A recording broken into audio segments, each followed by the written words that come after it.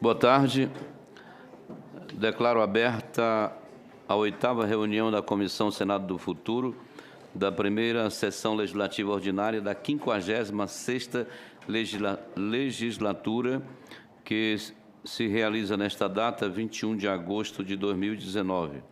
Antes de iniciar os trabalhos, proponho a dispensa da leitura e a aprovação da ata da 7ª reunião realizada dia 11 de julho de 2019. Aqueles que concordam permaneçam como estão. A ata está aprovada e será publicada no Diário Oficial do Senado Federal. Presente reunião destina-se à realização de audiência pública em atendimento ao requerimento número 5 de 2019, de autoria do senador Stevenson Valentim, com o objetivo de debater o tema como a administração pública poderá utilizar-se da inteligência artificial em suas ações de políticas públicas, em especial nas atividades desenvolvidas no Senado Federal. A reunião será interativa, transmitida ao vivo e aberta à participação dos interessados por meio do portal e-Cidadania, na internet, em senado.leg.br ou pelo telefone 0800 61 22 11. E eu convido para compor a mesa o senhor Tiago Veiga Mazargão, especialista em políticas de gestão governamental da Controladoria Geral da República, CGU. O senhor Felipe já chegou.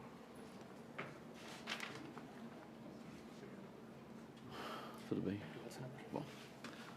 Doutor Felipe já chegou. Vamos convidar o doutor Felipe Leitão Valadares Roquete, coordenador-geral de análise antitruste do Conselho Administrativo de Defesa Econômica, o CAD. Por favor, doutor.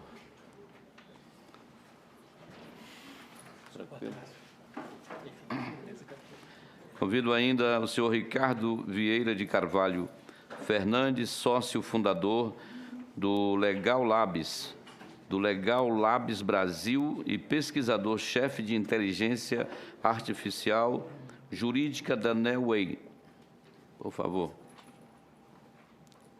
Convido ainda o senhor Jonathan Emerick Ramos, presidente da Associação Brasileira de Inteligência Artificial, a ABRIA.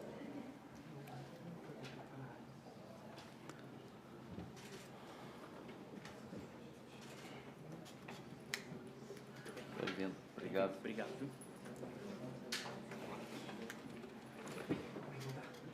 Informo que o Instituto Brasileiro de Inteligência Artificial foi convidado e justificou sua ausência. Eu gostaria de dar oportunidade, nesse momento,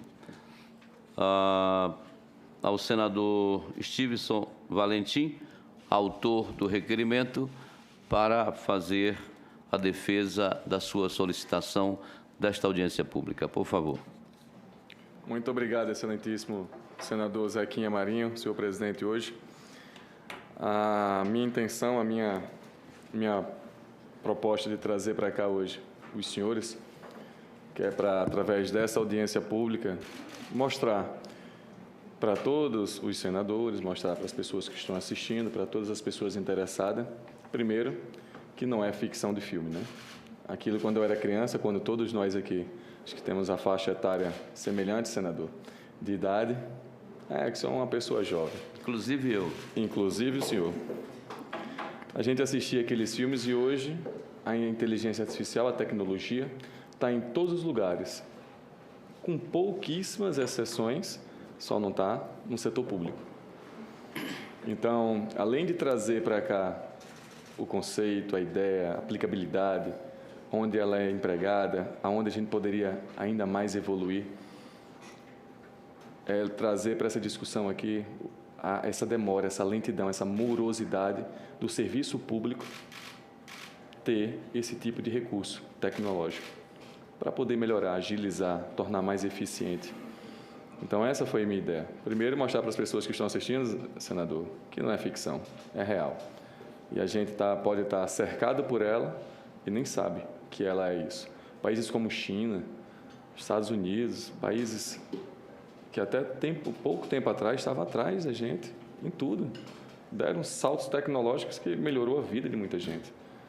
Se a gente pode fazer isso na medicina, pode fazer isso no judiciário, que no meu estado, se eu não tenho conhecimento, mas eu fui informado ontem que do meu estado, senador Zequinha, nós somos pioneiros na Justiça Federal, sexta vara, estamos usando inteligência artificial.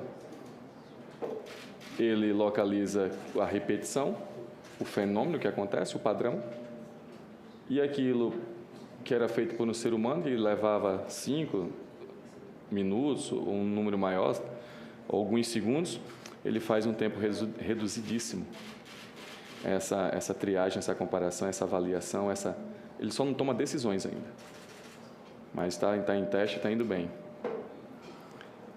Uma dificuldade que eu tinha muito enquanto policial era um preenchimento repetitivo de laudos, de notificações de multa. Na delegacia o cara passa lá só para preencher o nome, tem que fazer uma burocracia, um texto, de uma coisa repetida. Só o que mudava era o fato, era o ato. E ainda se perde tempo, acho que a discussão aqui não é para quem vai perder o emprego, o que é que as máquinas vão tomar, nada disso. É o que a gente pode tornar mais eficiente o serviço público e desafogar aquele servidor para uma outra missão que a máquina não faz. Então, essa é a nossa intenção, de trazer aqui hoje a inteligência artificial e a aplicabilidade dela no setor público, para que preste um bom serviço, um serviço melhor e um serviço eficiente. Porque é bom que a máquina não desacata ninguém, né? Não abusa da autoridade, a máquina não despreza, a máquina não reclama. Tudo isso é inerente do ser humano no atendimento público. É isso, acho que a maior reclamação das pessoas hoje do serviço público é isso. Então, contribuam e tragam, se for possível, exemplos, ideias, que a gente possa trazer aqui aplicabilidade. Obrigado, senador. Muito obrigado, senador Stevenson. Na exposição inicial, cada orador terá ou usará da palavra por até 15 minutos. Antes de encerrarmos a reunião, se pode usar por mais 3 minutos para fazer as considerações finais e responder questionamentos que forem levantados. Tá bem? Quero registrar a chegada do nosso decano, o senador Harold de Oliveira. Isso aí, eu estou me juntando. Segundo ele, o mais jovem aqui da nossa turma toda. Tem todas as experiências possíveis e imagináveis ao longo da sua vida. Vamos iniciar, então, ouvindo o nosso primeiro orador. E eu quero convidar o Dr. Tiago Veiga Mazargão, que é especialista em políticas de gestão governamental da Controladoria Geral da República, CGU. Por favor. Obrigado pelo convite. Eu vou tentar ser bastante breve aqui. Em vez de discutir em termos gerais, eu vou dar 2 exemplos concretos do que, não do que pode ser feito, mas do que a gente tem feito na Controladoria Geral da União, em termos de utilização de inteligência artificial e técnicas correlatas na administração pública. Eu vou começar com um projeto que começou ano passado, que é o que a gente chama de malha fina de convênios. Qual que é o problema que esse projeto está tentando resolver? A União, o governo federal, ele repassa muito dinheiro para os municípios e para os estados e também para algumas entidades privadas para todo tipo de finalidade. Então, construção de escola, ponte, hospital, etc. E todo o dinheiro que é repassado da União para outros entes por via desses convênios, esse dinheiro precisa depois haver uma prestação de contas a respeito dele. Então, o município que recebeu ou o estado que recebeu precisa prestar contas daquilo. Então, olha, de fato, eu recebi aqui R$1 milhão para construir essa ponte. Então, aqui os recibos, a ponte foi construída. Agora, analisar essas prestações de contas manualmente é muito difícil, é muito demorado, é muito papelório, é muita nota fiscal, é muito recibo, documento, laudo técnico. E o resultado disso é que quando você tem um convênio para obras, por exemplo, leva, em média, mais de 2 anos para que a prestação de contas desse convênio seja analisada. Envolve muito braço, é um trabalho muito manual e muito repetitivo. E quando envolve um convênio quando você tem uma compra de aquisição de bens e serviços, a média de tempo para analisar essa prestação de contas é ainda mais alta, quase 3 anos, né? Qual que é o resultado disso? O resultado disso é que você tem um estoque muito grande de prestações de contas não analisadas. Então, ao longo dos anos, você vai acumulando prestações de contas que você, governo federal, recebeu dos municípios e estados que se beneficiaram desses convênios, mas que você não conseguiu analisar. É documento demais para braço de menos, para óleo de menos ali. Hoje a gente tem mais ou menos 15 mil prestações de contas no estoque que estão pendentes de análise. Tá? Ou seja, tem 15 mil prestações de contas que potencialmente têm irregularidades. De repente, o prefeito usou mal aquele recurso, usou de uma maneira não republicana, mas que a gente não sabe porque ninguém conseguiu ainda chegar nessas prestações de contas. E essas 15 mil prestações que estão engavetadas envolvem um total de quase 17 bilhões de reais, né? Então, é bastante dinheiro, não dá para ficar desse jeito, a gente botou a cabeça para funcionar e pensou, tá, como é que a gente consegue acelerar esse processo? Como é que a gente automatiza a análise de prestações de contas? E aí a gente olhou o nosso histórico. A gente tem já analisadas manualmente mais de 44 mil prestações de contas, de convênios passados, de convênios que aconteceram ao longo dos anos. Tá?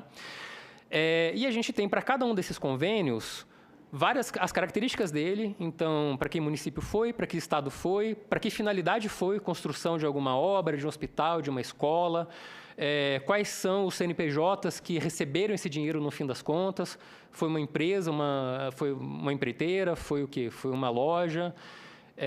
E a gente tem ali uma etiqueta dizendo, olha, esse convênio teve problema ou não teve problema. Ou, mais rigorosamente, a auditoria encontrou um problema aqui ou não encontrou um problema. Tá?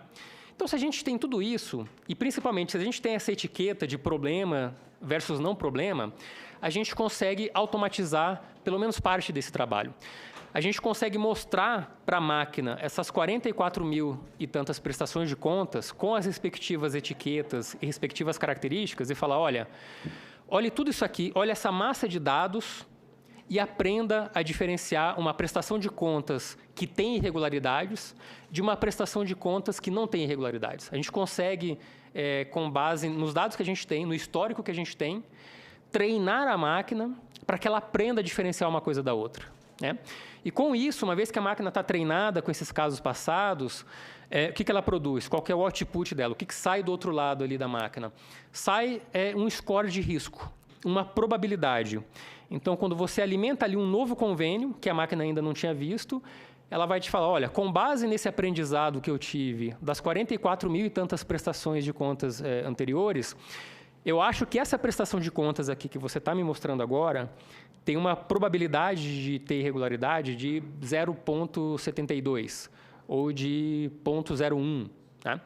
E com base nisso, a gente consegue, pelo menos, priorizar quais prestações de contas precisam de fato ser analisadas manualmente. Né? Porque não tem escapatória. Algumas prestações de contas, de fato, alguém vai ter que sentar e auditar aquilo manualmente. Tá? Mas com esse modelinho aqui que a gente criou, a gente consegue pelo menos priorizar melhor. Tá? Não precisa olhar tudo. Não precisa olhar tudo. Vamos olhar aquilo que de fato precisa ser olhado. Aquilo que de fato tem uma chance, tem um score de risco muito alto e uma probabilidade muito grande de ter uma irregularidade. Né? E o resto, aquilo que tem uma probabilidade muito baixa de ter irregularidade, aprova-se por default, aprova-se por decurso de prazo, tá? Sem movimentar a máquina pública para isso, sem usar aquele salário horas que são caros, enfim, o auditor ele ganha bem, ele ganha demais para ficar analisando prestações de contas que não tem problemas. Né? É um desperdício de dinheiro público você alocar aquele servidor analisando alguma coisa que tem um risco muito baixo de ter problema. Né? Claro que tem uma ponderação, de repente o risco daquela prestação de contas é baixo, mas os valores envolvidos ali são muito altos. Então, o risco é de 10%, mas você tem, sei lá, 20 bilhões de reais envolvidos naquele convênio. Opa, de repente a gente analisa, né? Não dá para também aprovar automaticamente todas as prestações, só com base no modelo. Mas, pelo menos, a gente consegue priorizar melhor, né? E, com isso, a ideia é, em algum momento do futuro próximo, zerar aquele estoque de prestações não analisadas. Zerar aquela fila, né? Aquela fila de espera longa com, potencialmente, muita irregularidade.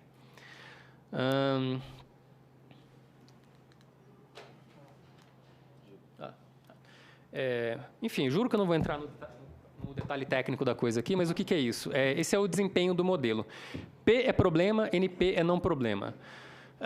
Isso aí é o que a gente chama de uma matriz de confusão. Essencialmente, traduzindo esses números aí para vocês, esses números são mais para o pessoal aqui que trabalha com essa parte técnica e vão entender melhor o que está acontecendo.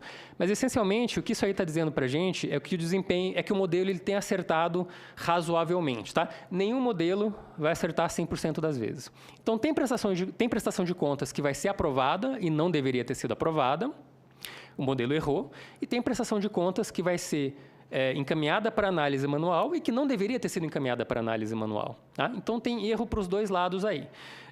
O modelo está tendo um acerto razoável, está tendo um nível de acerto que nos dá a confiança de que, olha, dá para usar isso aqui no mundo real. Tá bom? Dá para usar isso aqui.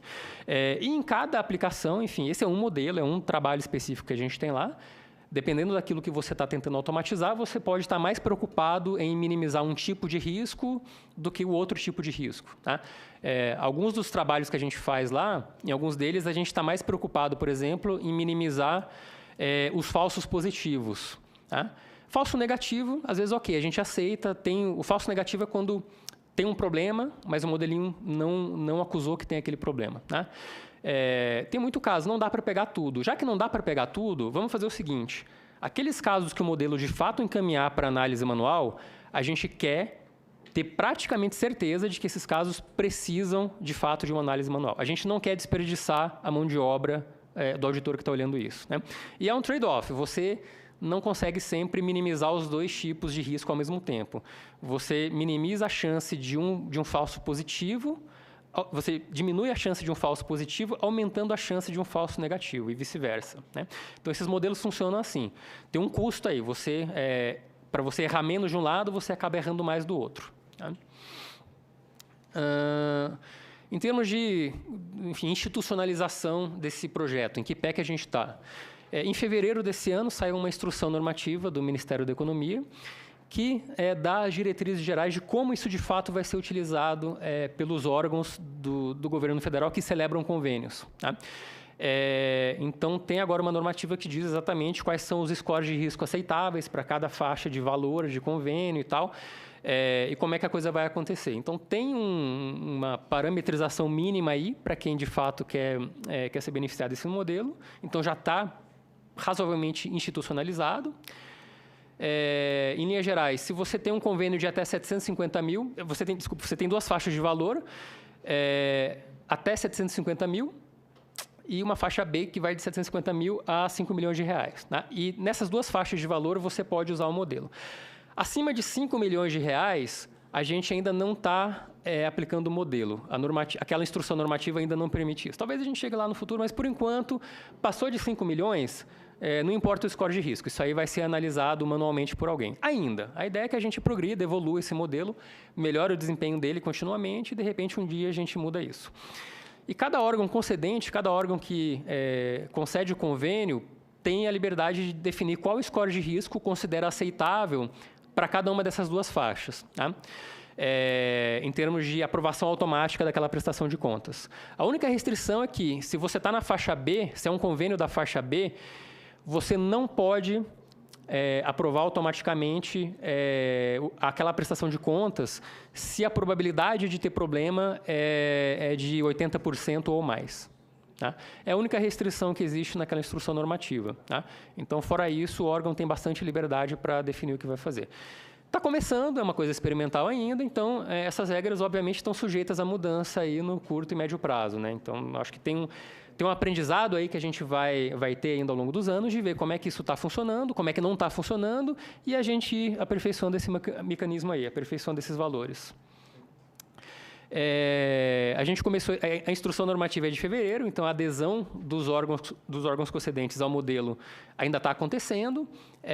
A maioria dos órgãos ainda não aderiu, ou pelo menos não terminou o processo de adesão. mas vários já finalizaram e tem vários com quem a gente está conversando e está em processo de implementação.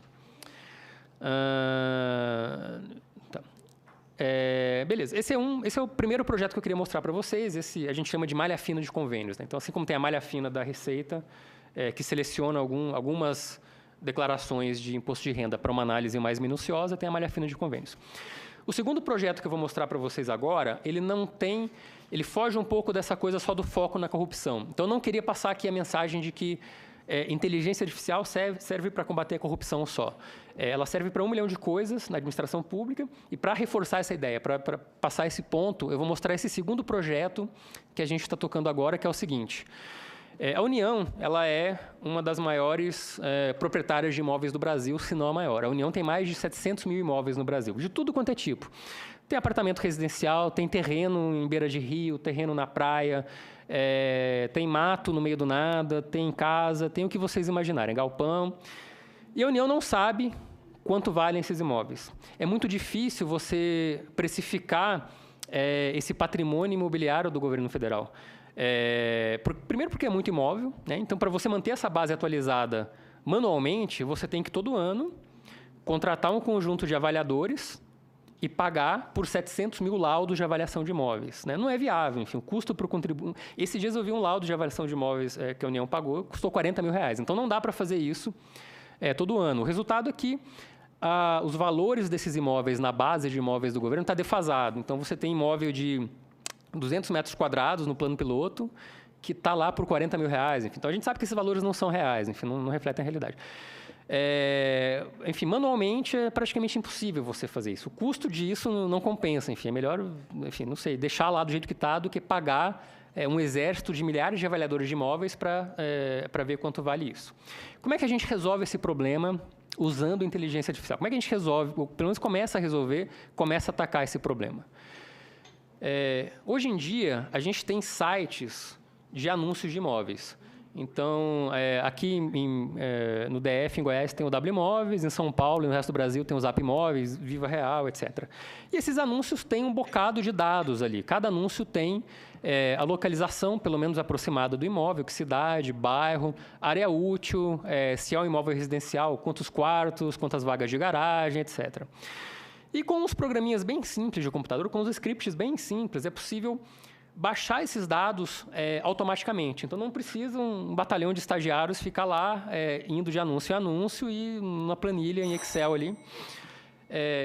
Esgotou meu tempo? Só um minuto. Tá. Mais 2 minutos. 2 minutos, tá bom, desculpa.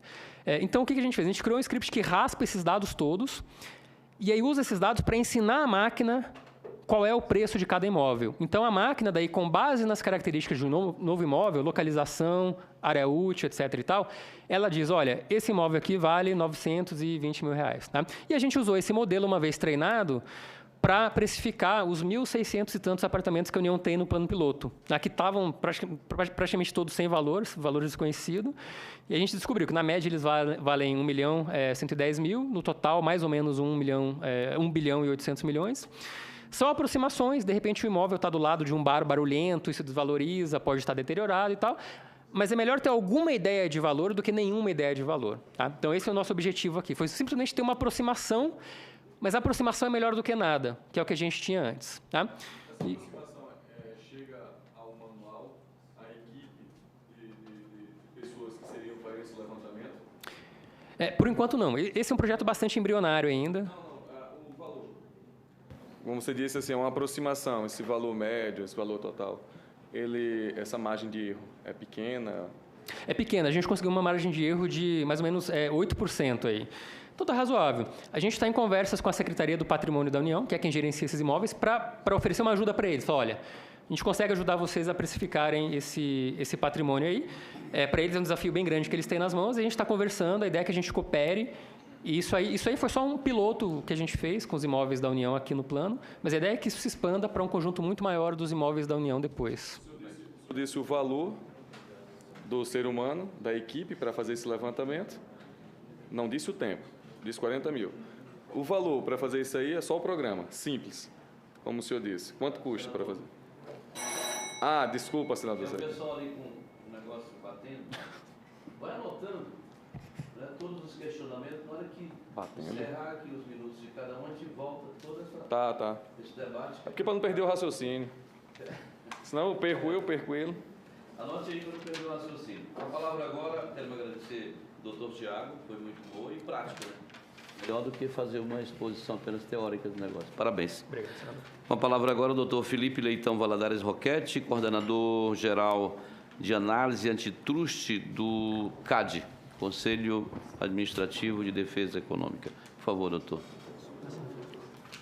O passador aqui. Aí.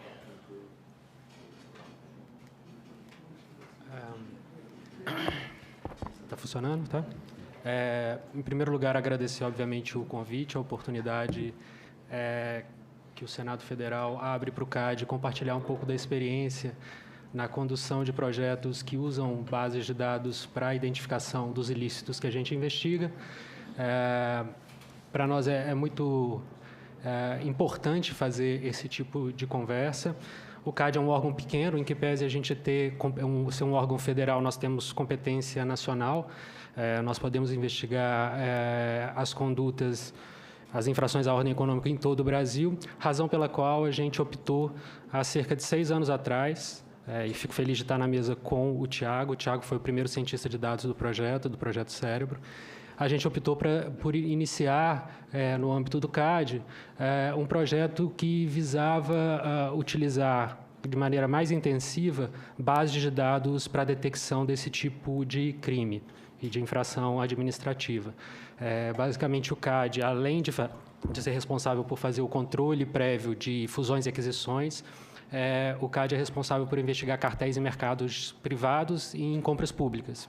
E como em compras públicas existem uma série de bases de dados que consolidam a dinâmica interna dessas licitações, nós optamos por desenvolver esse projeto inicialmente chamado Cérebro, para detectar indícios de cartéis e licitações. Hoje, o projeto está voltado basicamente para identificar indícios de cartéis em licitações públicas, dada a relativa facilidade de ter acesso a esse tipo de dado. A gente já tinha internamente no CAD uma experiência consolidada de investigadores relacionados a esse tipo de conduta, e existia uma série de parcerias institucionais com órgãos de persecução e controle.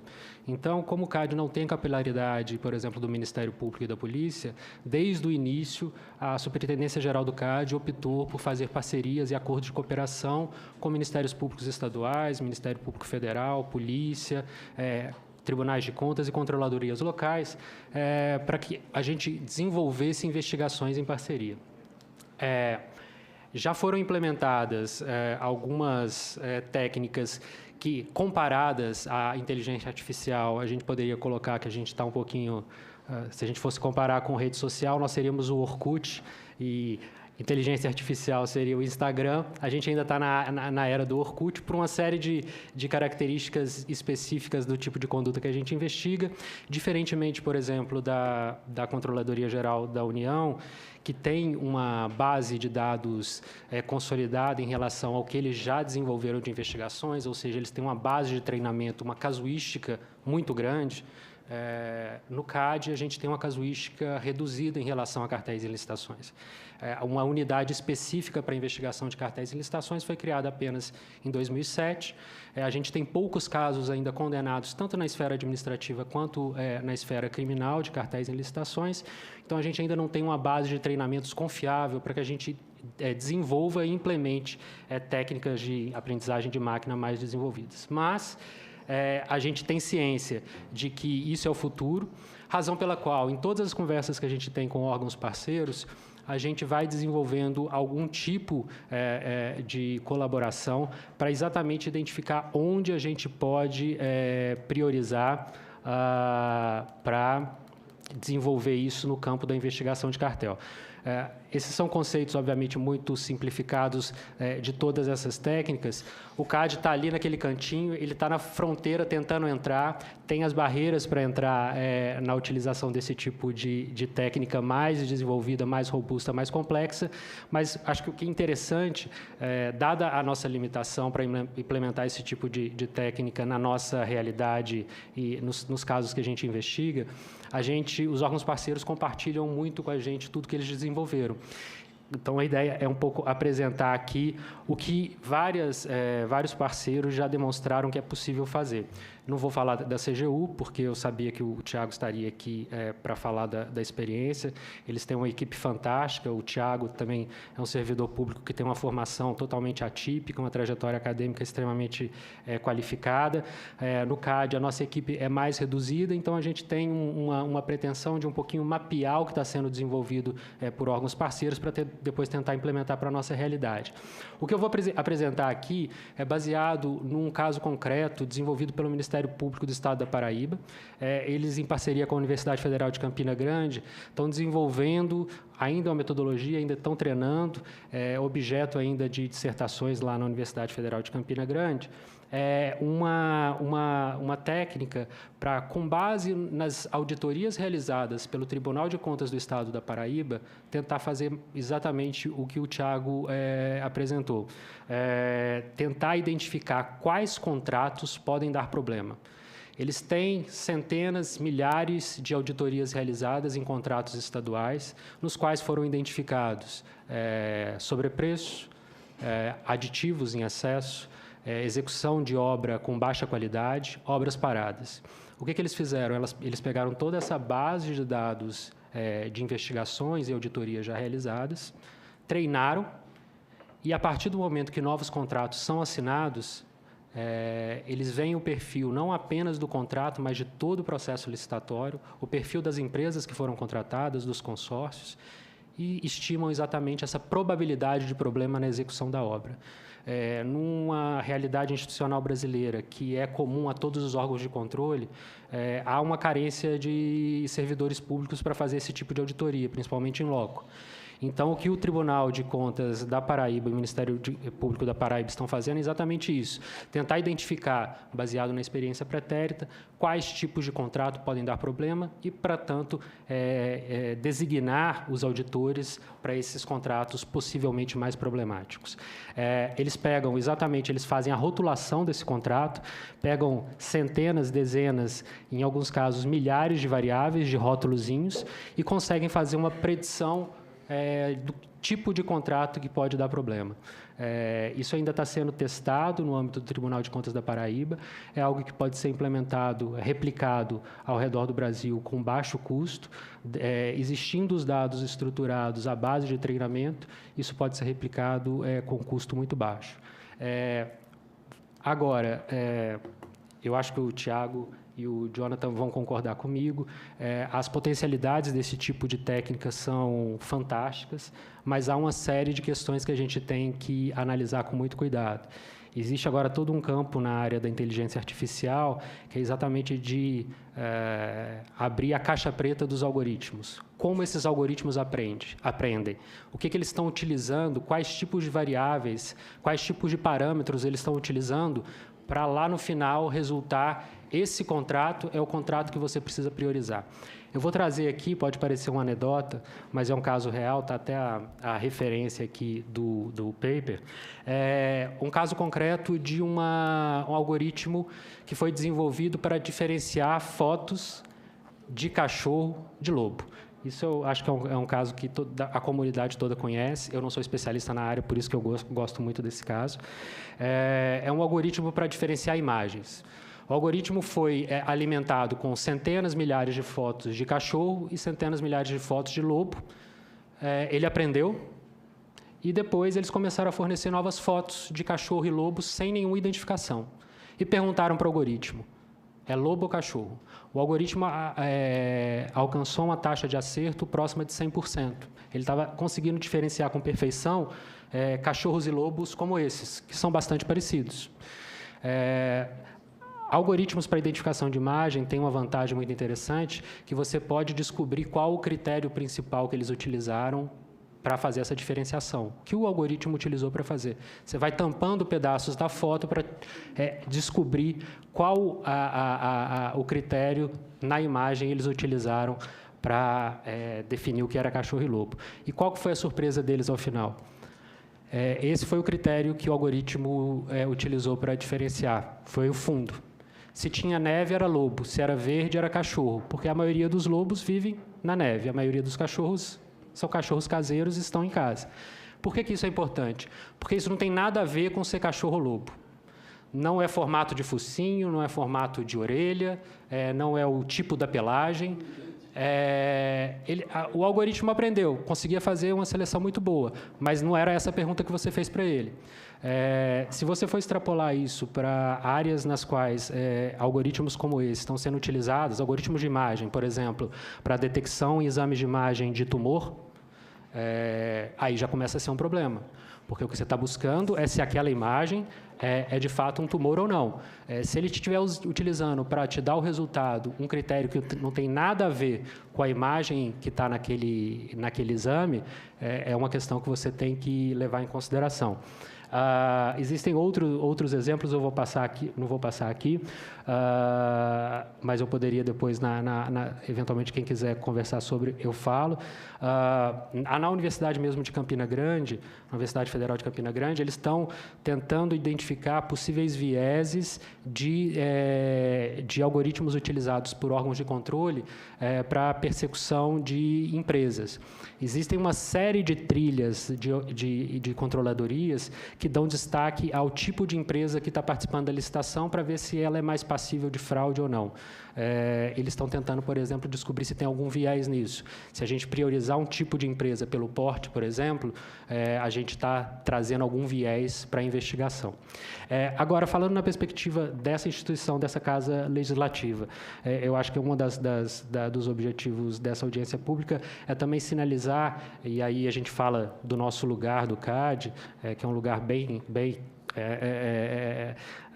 diríamos, nós temos uma competência bem restrita, mas essa nossa parceria com órgãos de persecução e controle nos permitem falar isso, do que o Senado pode colaborar nesse movimento para desenvolver técnicas baseadas em inteligência artificial para melhorar políticas públicas e a atuação dos órgãos de governo. A gente acha que há caminhos muito interessantes relacionados ao fomento à transparência. Aqui na Câmara dos Deputados existe o Lab Hacker, que desenvolve técnicas muito interessantes, principalmente de transparência imersiva. Eles estão testando algumas técnicas de inteligência artificial para fomentar a transparência. A gente acha que é fundamental utilizar todo esse ferramental para ampliar controle social. E aí eu trago como exemplo os hackfests, maratonas de desenvolvimento que estão sendo realizadas por diversos ministérios públicos, e são iniciativas fantásticas que mobilizam as cidades, a academia, órgãos de persecução e de controle no desenvolvimento de aplicativos que facilitam tanto o controle social como o aperfeiçoamento de políticas públicas. A gente vem participando, já foram realizados em diversos estados. O próximo Hackfest vai ser realizado no Rio de Janeiro em outubro. A gente sempre enfatiza que é fundamental que todos os órgãos, inclusive casas legislativas, colaborem, tanto no último do Rio Grande do Norte, quanto no ano passado na Paraíba. As câmaras de vereadores participaram ativamente da iniciativa, incorporando aplicativos, possibilitando, inclusive, o desenvolvimento de soluções para apresentação de projetos de lei com uso de tecnologia. Então, a gente acha que é um campo muito interessante para atuar. E, finalmente, eu acho que esse talvez seja o campo mais sensível, que é, de alguma forma, a gente desenvolver mecanismos que garantam equidade e responsabilização na utilização e desenvolvimento desse tipo de técnica. Existe todo um campo de pesquisa hoje nesse acrônimo em inglês, buscando que todos os algoritmos desenvolvidos que lidem com o dia a dia, a vida dos cidadãos, eles tenham como suportes a equidade, a responsabilização e a transparência. Em diversos locais, não apenas no Brasil, mas no exterior, já são utilizados, por exemplo, algoritmos para você aprovar ou não a condicional para presos. Então, quando você utiliza esse tipo de ferramenta para garantir a liberdade de uma pessoa ou não, precisa estar bem claro, isso precisa ser bem transparente quais são os critérios que esse algoritmo está utilizando para dar esse tipo de resposta. Nesse caso concreto, nos Estados Unidos, descobriu-se que existia um viés muito grande do algoritmo em relação a um determinado perfil que era garantido a condicional. Então, na verdade, a gente apresentou mais um mapeamento, a gente é muito mais consumidor do que desenvolvedor de iniciativa de inteligência artificial, e a nossa ideia era trazer esses pontos para reflexão, e a gente se coloca à disposição para conversar de maneira mais detida, caso vocês considerem pertinente. Quero agradecer ao Dr. Felipe Roquette pela bela exposição, e quero convidar agora o Dr. Ricardo Vieira de Carvalho Fernandes, que é sócio fundador da Legal Labs Brasil, e pesquisador-chefe de inteligência artificial jurídica da Neoway. Obrigado. Boa tarde a todos. Obrigado. Boa tarde a todos. Eu gostaria de agradecer ao Senado Federal, à Comissão Senado do Futuro, ao senador Stevenson Valentim e ao senador Zequinha Marinho pelo convite. Então, como a gente tem pouco tempo, eu vou passar um pouco pelas experiências que a gente teve de como a gente consegue formar essas pessoas no Brasil, é um pouco disso que eu vou comentar, passar alguns números do impacto da inteligência artificial, pesquisas mundiais e também no Brasil, sobre o impacto da inteligência artificial no poder público, e depois passo em algumas aplicações, possíveis aplicações para o Senado Federal, que era uma solicitação da comissão. Então, o conceito os colegas já passaram, mas o mais importante é que a inteligência artificial é matemática. Ela não consegue fazer reflexões mais profundas, mas ela consegue aprender coisas simples, desde que a gente ensine ela, a princípio, que a gente ensine ela o que ela deve procurar, o que ela deve fazer. Passando por isso, a análise de imagens é bem interessante, e aí a máquina consegue fazer diferenciações que até às vezes a gente se confunde, né? Acho que o pessoal que está no final da sala vai errar o que é bolinho e o que é cachorro nessa imagem, que é uma imagem bem famosa também, e que é bem difícil, o terceiro da esquerda ali, é difícil, a gente erra, né? Se esquecer os óculos, vai errar. E aí, como ali era um vídeo, mas como que a gente consegue criar isso, como o Brasil consegue se desenvolver, e o setor público também, incluindo, nessa tecnologia de inteligência artificial. A gente não precisa de gigantescas empresas internacionais, esse conhecimento hoje é aberto, tanto que a gente está vendo 2 servidores públicos que estão testando e utilizando, são cientistas de dados, que estão testando e utilizando essa tecnologia hoje no serviço público. Então, iniciativas em startups brasileiras. Então, que tipo de formação que a gente precisa para isso, né? No meu caso, eu terminei meu doutorado na Universidade de Brasília e fui fazer um pós-doutorado em Stanford, nesse centro, que é um centro de pesquisa em tecnologias. E criamos uma startup que tinha esses conhecimentos. O engenheiro de inteligência artificial, o engenheiro de software, o engenheiro de produção e o cientista de dados. E lá no meio está o negócio em si. Quem consegue ensinar a máquina? Se eu quero ver cachorro, eu preciso saber pessoas que analisam cachorros. Se eu tenho que ver aplicações de fiscalização de contas públicas, eu preciso chamar o auditor, essas pessoas nesse sentido.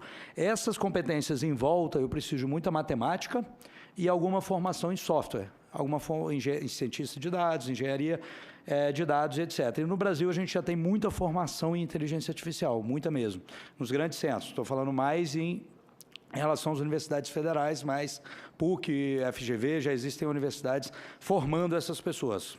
Prévio conhecimento de matemática, algum conhecimento de computação, mínimo que seja, e você consegue utilizar bibliotecas de algoritmos. E a gente criou isso e fiquei bastante impressionado, feliz, da Veja 50 anos de História do Brasil, falar um pouco do nosso trabalho. E depois esse é um slide só para mostrar para vocês a conexão que só no mercado de legal techs, que é tecnologia jurídica, ou tanto, cada loginho dessas aí é uma empresa. É uma participação de uma empresa, muitas delas utilizando tecnologia de inteligência artificial para ajudar também o poder público. Então, essa história que eu contei para vocês é só para a gente falar. A inteligência artificial, ela existe, eu sei que tem mais gente assistindo a gente fora daqui, então ela existe, ela é concreta, ela depende da matemática e a máquina vai fazer raciocínios bem simples, desde que você ensine para ela o que você quer como resposta, né? E os impactos disso Primeiro, a gente está falando de alguns bilhões em crescimento no mundo todo, Brasil ficando um pouquinho para trás, eu vou mostrar esses números. Os gastos globais de inteligência artificial subiram quase 50% de 2018 para de 2019, em empresas e governo, tá? Isso é um gasto global. Em 2022, a gente vai ter mais ou menos 300 bilhões de reais de investimentos na área de inteligência artificial no mundo. O incentivo massivo de empresas também investindo, e aí a gente tem uma dificuldade no poder público, ele acaba ficando um pouco mais para trás, e aí precisa, às vezes, se aproximar de algumas empresas ou desenvolver seus próprios servidores. Aqui é uma pesquisa quer dizer, uma divulgação que a Samsung fez, de 20 bilhões de investimento direto em tecnologias emergentes, são 3 tecnologias, uma delas é a inteligência artificial, com mais de 1.000 empregos gerados diretamente. Pesquisa da Accenture que traz para a gente quanto que o uso da inteligência artificial consegue aumentar o reflexo no PIB mesmo. Então, se a gente coloca inteligência artificial, vou trazer os dados para o Brasil, a gente consegue melhorar, e aí nesse momento que a gente busca a melhora do nosso desenvolvimento, melhorar o PIB no país. A gente vê que em alguns países, incluindo os Estados Unidos, é possível o aumento de até 30%, 35% no PIB com a utilização de inteligência artificial. Indo para o setor público,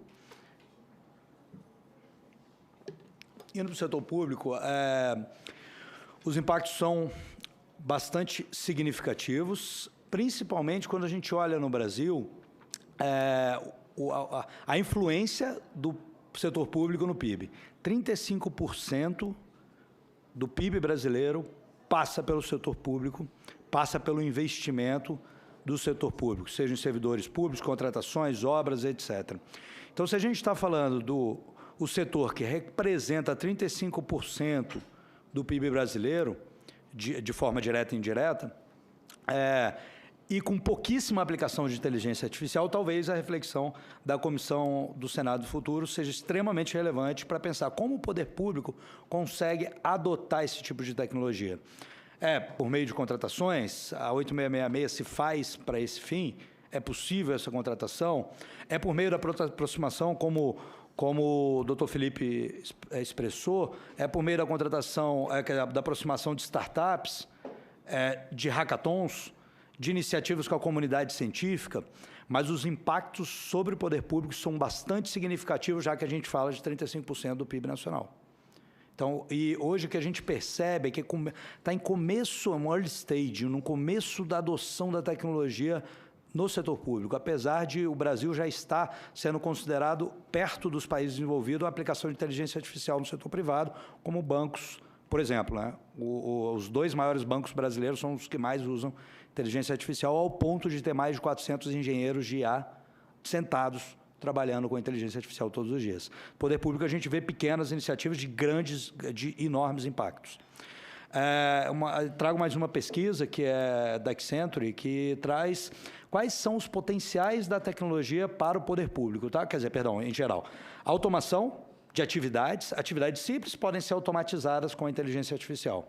Aumento da mão de obra, da qualidade do serviço, ou seja, se eu estou sendo acompanhado, meu serviço, como, por exemplo, a auditoria supervisionada que o doutor Tiago mencionou. Então, o trabalho é humano, o trabalho final é humano, mas a máquina vai te dando indícios para o que você vai olhar. O aumento, então, da capacidade de observação do trabalho humano. E, por fim, a difusão da inovação. Esses 3 aspectos geram esse impacto de 435 bilhões de reais para o Brasil, friso, para o Brasil, com a utilização dessa tecnologia. Esses valores são pesquisa que acabou de ser divulgada. Um valor expressivo. O setor público, então, que é responsável por 35%, pode ser impactado muito positivamente. Ali eu trago o dado do Brasil para dizer, olha, o PIB refletido aí, estimado, para 2035, pode ser aumentado em pelo menos 0,9% em relação ao que se espera sem a aplicação dessa tecnologia e com essa aplicação. Então, a gente estima aí que se 35% do PIB é poder público, o poder público consegue influenciar muito nessa curva de adoção.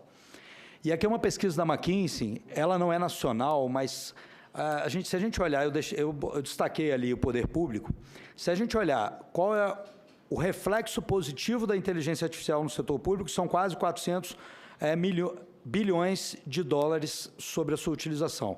E pode impactar quase 40% a mais do que seria o impacto sem o uso da tecnologia, né? Então, no poder público, se a comissão pretende refletir quais são as possíveis utilizações, o que eu posso afirmar é: qualquer que seja a utilização encontrada vai gerar impactos muito positivos. O que vai ser preciso é identificar como gerar essas aplicações do poder público. É por meio de contratações, ou é por meio de aproximações com a academia, é por meio de aproximações com as startups, ou é desenvolvendo seus próprios servidores. E quais as aplicações do setor público? Na área de saúde, a gente pode falar de diagnósticos, pensa também na prevenção, acompanhamento de estoque de medicamento em hospitais. Isso é passível de uma análise muito simples para a inteligência artificial, é a análise desses estoques e apontar que existe necessidade. Eu lembro no DF, aqui, no governo do Distrito Federal, uma colega que é médica me dizendo: a gente usa um negócio de anestesia que é quase para cavalo, você tem que fazer 10 cirurgias para gastar aquela quantidade, porque a comprou um tamanho maior do que era necessário em relação aos hospitais do DF, isso há 10 anos atrás, essa conversa. E aí eu fico pensando como a inteligência artificial poderia utilizar isso, fazer prevenção, vacinações, etc. Então, o campo de saúde no poder público é de vasta aplicação.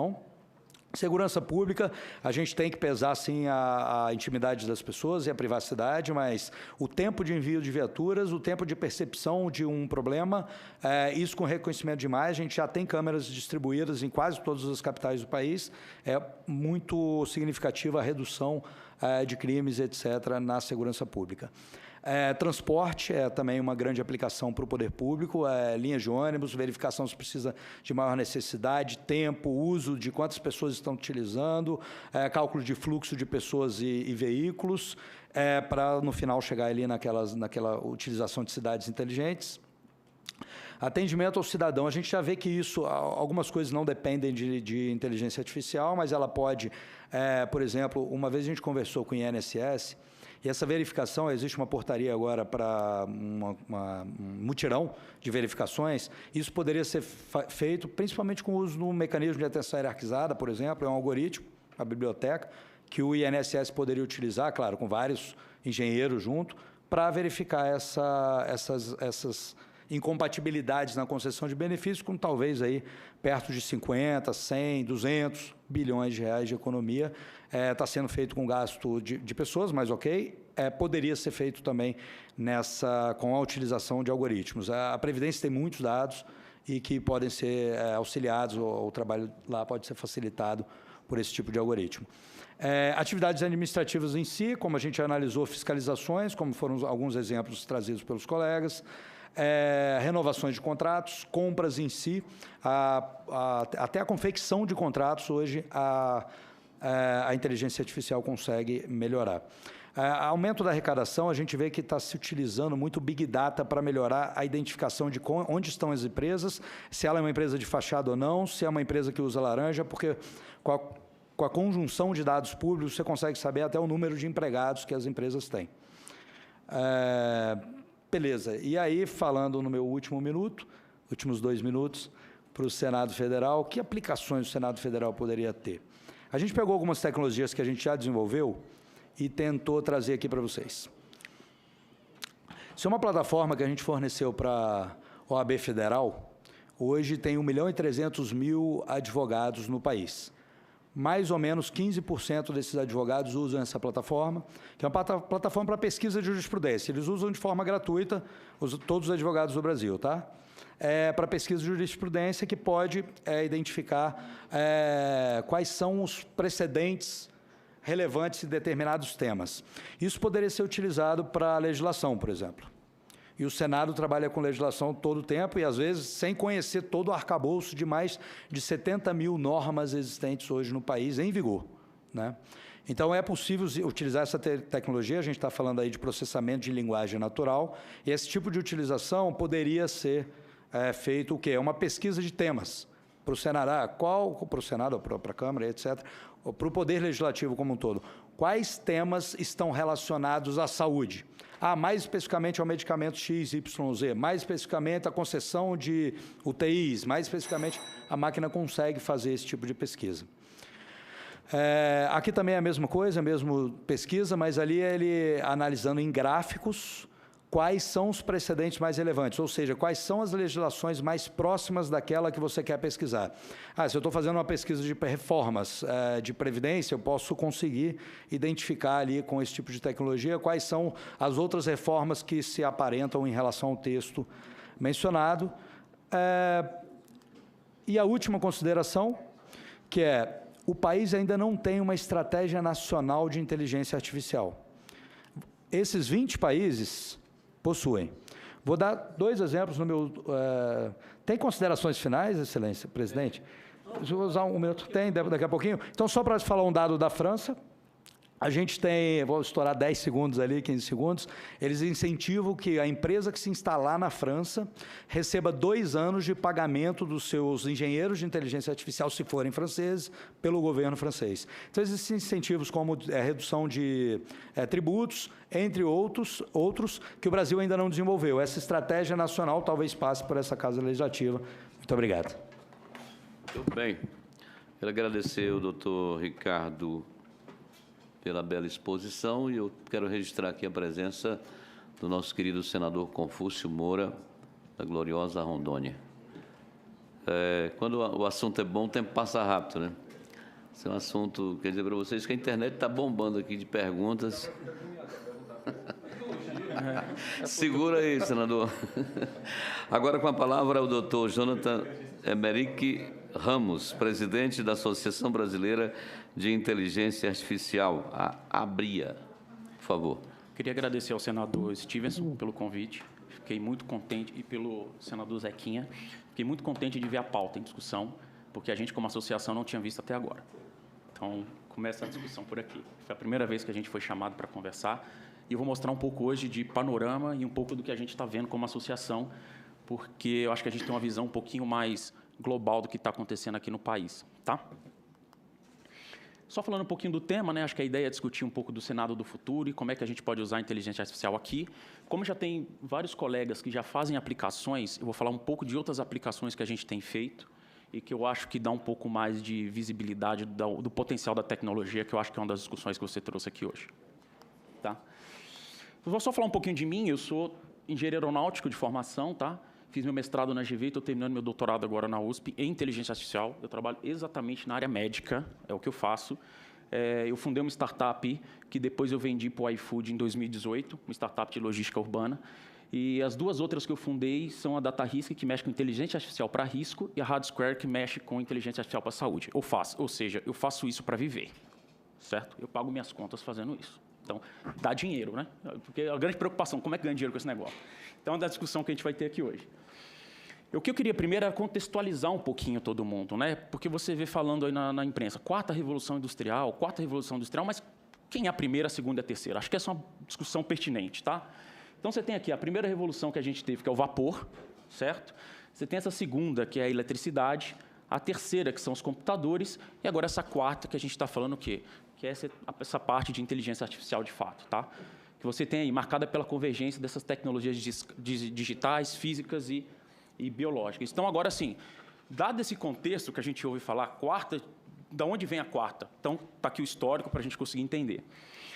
E por que essas revoluções são tão importantes? Eu acho que essa é uma discussão. Porque ela traz o quê? Ela traz um aumento, normalmente de PIB, normalmente de indicadores econômicos, onde você tem ganhos exponenciais, tá? Você consegue ver que até ali a época do iluminismo, você tinha o quê? Uma curva flat, e depois você o quê? Com a primeira, segunda, terceira revolução, você começa a ter um aumento do PIB, enfim, do dinheiro que circula na economia, tá?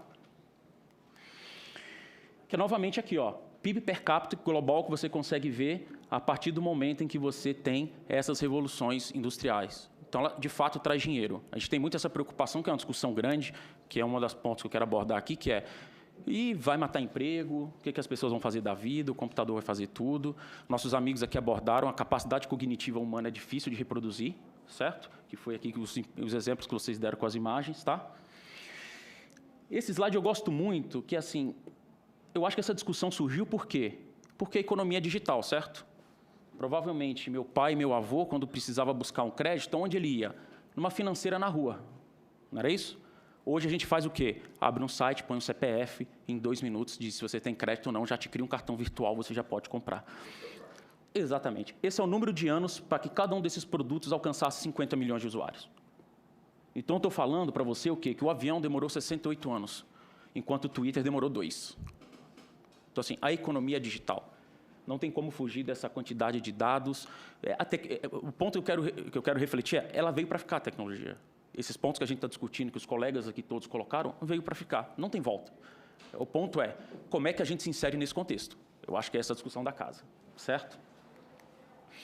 Aqui, só para a gente pensar o que é um pouquinho da inteligência artificial, porque eu não sei quantas pessoas estão familiarizadas, mas é o quê? Parece nova, mas ela surgiu na década de 50.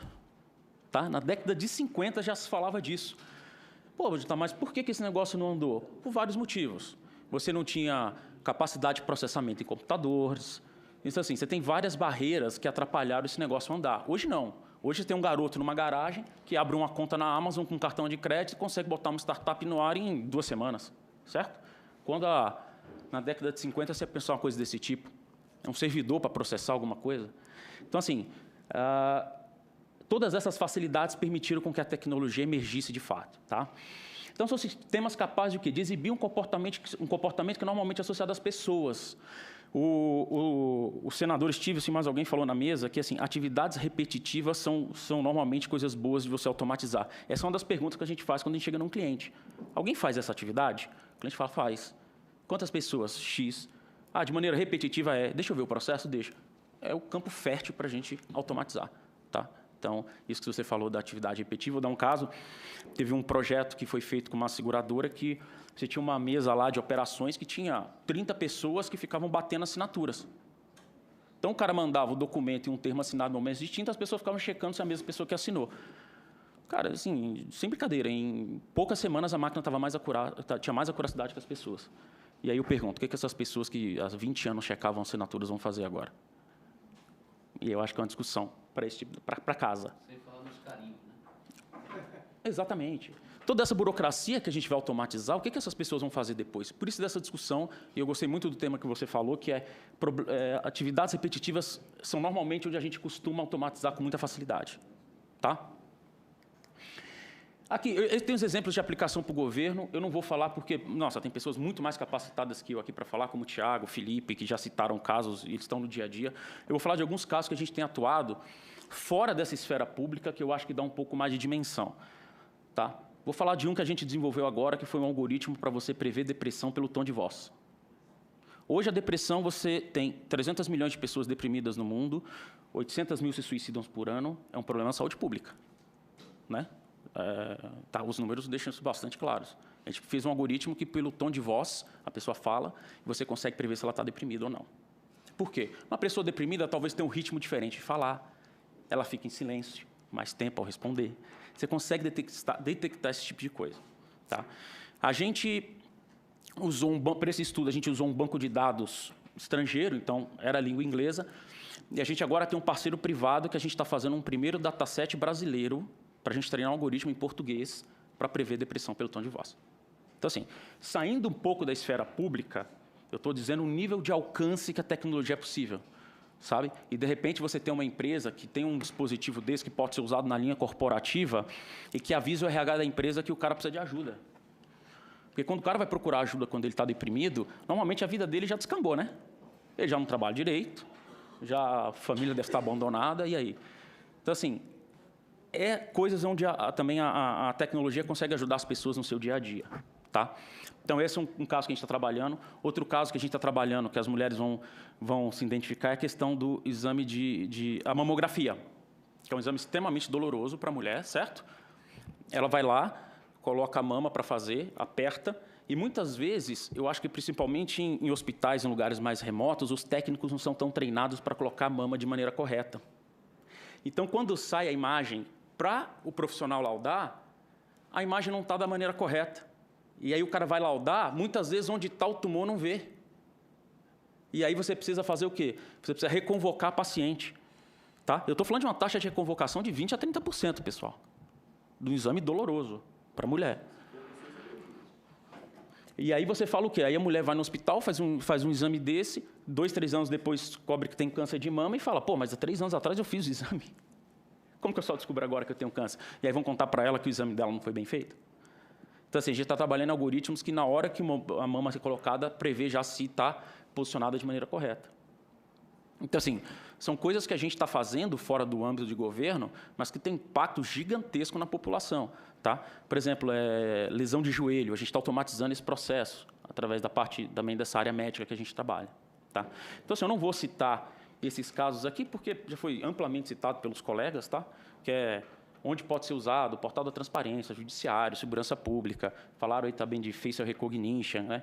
Tem casos clássicos. Mas você tem trabalho no item 3? Você citou na saúde? Citamos na saúde. No item 3, a gente está começando a pôr o pé. Tá? E assim, aí, eu até estava falando com o Thiago ali, que a gente se conheceu ali, eu brinquei com ele, falei, puta, cara, a gente está cheio, está a fim de fazer um monte de coisa com o governo, mas ninguém deixa a gente usar os dados, né? Assim, é informação. Cara, tem assim, olha, você tem uma quantidade de cientistas enorme no país que podem contribuir, mas se você não der informação para o cara não vai fazer. Quem tem o dado são vocês, não é a gente. A gente tem o conhecimento, a gente tem as técnicas, a gente consegue, de fato, produzir resultado rapidamente. Mas vocês precisam conseguir compartilhar esse dado com a gente de alguma forma. Então, assim, a gente tem se colocado disposto a fazer provas de conceitos com o governo, como é que a gente pode ajudar em coisas que podem impactar, de fato, a população, mas a gente não tem tido, como é que eu vou dizer, sucesso quando a gente precisa que esse dado seja compartilhado. Faça das formas que vocês acharem melhor. Pode anonimizar, eu não quero saber quem está lá. É isso importante, entendeu? E aí alguém falou alguma coisa aqui dessa parte com as startups. Pô, você tem um ecossistema vibrante, um monte de gente fazendo um monte de coisa legal e que pode contribuir com o governo. Tá? Ah, vai contratar? Cara, isso é outra conversa. Faz a prova de conceito, mostra valor, mas assim, nem a prova de conceito a gente consegue passar, porque ninguém dá o dado para a gente. Tá bom? Aí para o Senado, tá? Também já foi coisas que o Felipe falou, o Thiago falou, enfim. Não vou ser repetitivo aqui com vocês, que eu acho que não faz sentido. E aí é um tema que eu gosto, que eu quero... Eu acabei de voltar da China, tá? Eu fui numa missão do governo de São Paulo agora. Voltei tem uma semana. E eu fui lá num negócio que ele chama de AI Island. Os caras pegaram um terreno gigantesco em Xangai, colocaram todas as grandes corporações do mundo juntas trabalhando em inteligência artificial. Aí alguém, acho que foi o Ricardo, que falou assim, e a política pública para isso, né? A gente está se posicionando aonde aqui no Brasil com esse tipo de coisa? A gente está falando de indústria 4.0, o mundo está falando de inteligência artificial. O mundo está um passo à frente do que a gente está falando, tá? Então, você tem a China e os Estados Unidos brigando aí pela liderança, certo? E aí você tem países europeus, enfim. Mas aqui no Brasil a gente não consegue ver nenhuma política pública. Nada. Mão de obra. Hoje já é difícil você contratar um desenvolvedor de software. Vai contratar um engenheiro de machine learning para você ver a dificuldade que é. Nas empresas que a gente investe, que a gente participa, a gente forma as pessoas, porque você não tem mão de obra. Não tem, esse é um gap. E eu acho que também uma discussão para essa casa, além de como é que a gente vai treinar as pessoas para isso, o que a gente vai fazer com a mão de obra que, de alguma forma, está ficando desatualizada. Tá? Eu acho que isso é uma discussão bastante importante de se ter. Aqui eu estou representando a Associação Brasileira, tá? É uma associação sem fins lucrativos, todos os diretores que trabalham nela trabalham 100% pro bono, tá? Ninguém tem nenhum tipo de remuneração. E aqui é a nossa agenda. Na parte de tecnologia, a gente gostaria de desenvolver e compartilhar as melhores práticas. Hoje a gente faz com os associados e com as empresas próximas. Criar e publicar um material que avance a compreensão dessas tecnologias. Disseminar o conhecimento. Hoje a gente fez agora um meetup com o pessoal do Albert Einstein para discutir esse ponto de dados em saúde. Foi muito legal. Tá? A gente teve um envolvimento muito grande da comunidade. Promover a compreensão e a conscientização pública de inteligência artificial, porque hoje você vê na mídia, você vê o quê? Vai roubar teu emprego. Porra, o cara vai gostar de um negócio que vai roubar o emprego dele? Não, né? Então, aqui tem um trabalho também da gente conscientizar as pessoas dos seus benefícios. E políticas públicas, tá? Auxiliar no desenvolvimento de políticas voltadas para a inteligência artificial, discutir e promover os benefícios e impactos de IA na sociedade. Essa é a nossa agenda, e se a gente puder contribuir, a gente está super à disposição. Está aqui meus contatos, tá? Para quem quiser manter contato, fica super à disposição. A gente está super disposto a contribuir aí com qualquer discussão que se faça necessário. Acho que é isso. Tá? Muito obrigado, doutor Jonathan Emerick Ramos, que é presidente da Associação Brasileira de Inteligência Artificial. Bom, chegou a hora, né, senador? Eu não tenho inteligência artificial de memorizar tudo, né? Tudo a nossa inteligência artificial ia disparar o alarme agora, mas desligaram. Não vai mais fazer aquela zoada abençoada. Ah, era isso? A batida era essa? Aquilo é inteligência artificial. Um pouco remota, mas sim. Agora quero passar a palavra aos seus senadores que queiram fazer perguntas, questionamentos, questionário. O Haroldo saiu, o Moura também, mas vai começando. Interessado na aplicabilidade. Primeiro, eu quero parabenizar por esse requerimento e essa conversa aqui, essa audiência pública. Extremamente importante. A gente corre atrás de tanta coisa e, às vezes, deixa um assunto tão palpitante, tão atual quanto esse. Eu quero dizer da alegria de poder estar vivendo esse momento e com tanta gente tão qualificada, tão bem qualificada à mesa. Pois não. Aí já temos o retorno do Harold de Oliveira, lá do RJ. Puxa o interesse da população, né? Você vê como é um tema que é, como eu acho que foi dito aqui no início, a gente está cercado e nem percebe que ele está tão presente na nossa vida. Senhor Jonathan, acho que o senador Confúcio tinha muita pergunta para fazer na área da saúde. Porque da resistência ainda de alguns profissionais em abrir. Eu percebi que existe uma complexidade, quando mostrou ali a cara do Chihuahua com o Cooks, como o senhor mesmo disse, do cachorro, lá do reconhecimento, mas para as coisas simples, porque pode ser reconhecido de forma simples. Não poderia ser feito, como o senhor mesmo disse, faz aquela triagem do que é simples, do que não causa uma preocupação, e os realmente complexos, de grandes valores, que o senhor citou de 20 bilhões, que seja analisado pelo olho humano. Então, o senhor chamou a atenção, senhor Jonathan, quando o senhor falou da informação. Aí eu vou para o senhor Tiago e digo que o senhor, eu acho que está numa vantagem, né? Por participar hoje da CGU e fazer parte da COAF. No quesito informação. Informação o senhor tem. Então, para chegar específico no que o senhor falou, para gerir a melhor atividade, a melhor prática de um serviço público. Eu falo sempre da COAF porque, quando eu conheci, eu passei a admirar cada vez mais os profissionais que lá estavam e o tipo de trabalho que eles desenvolvem por quase 20 anos. E citei o senhor agora por fazer parte, né? Conselho. O senhor não, né? O senhor está restrito, está fora do time. Que deveria estar dentro. Todos os órgãos deveriam estar ligados. O que eu vejo hoje a dificuldade é justamente essa falta de interação entre CGU, entre CAD, entre o que tem hoje na COAF. Por exemplo, Campina Grande está batalhando lá sozinho. O meu estado, junto com a UFRN, começou a fazer um trabalho com o Tribunal Federal. Eu vi aqui, me deram uma reportagem sobre o sistema, a inteligência, Vitor, lá do Supremo, que analisa em 30 segundos o que o ser humano fazia em 40 minutos. E já está analisando processos, pela repetição dos processos. Pela repetição. O que é complexo, separa e dá uma decisão humana. É interessante que trouxe, e o senhor Ricardo trouxe a prática em várias áreas, e o senhor disse o seguinte: como é que o Senado pode ajudar o Brasil nessa economia de 436 bilhões se nós tivéssemos inteligência artificial, tecnologia, justamente para otimizar, para ser preciso, para ser eficiente.